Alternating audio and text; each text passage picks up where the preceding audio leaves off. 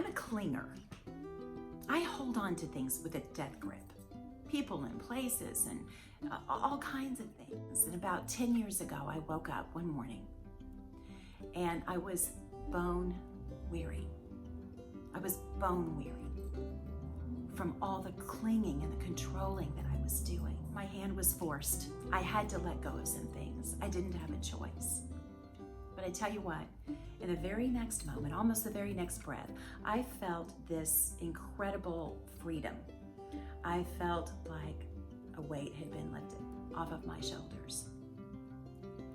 And it made me wonder, if I could just let go of everything in the same way that I've let go of this, the things that bind me up and tangle me and give me that clenched feeling in my gut, man, I want to do that. And so I began scouting for things, and they were everywhere.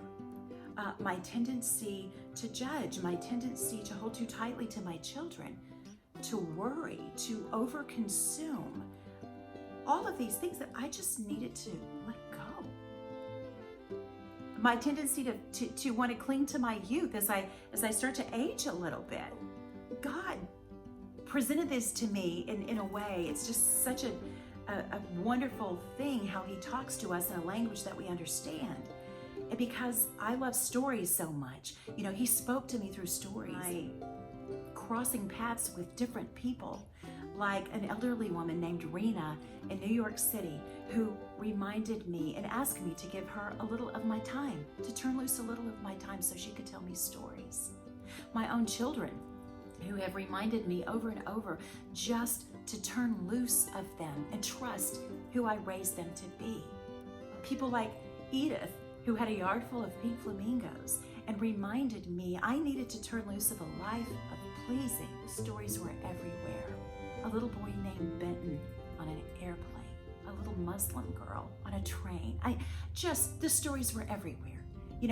I don't have a prescription for how to turn loose of things, but I do have a lot of stories that talk about my history of clinging and what happened when I did finally let go. I wrote all the stories down, and they're in a book called Holding On Loosely, Opening My Hands, Lightening My Load, and Seeing Something Else. In my 60 years, I have learned something, and it's this.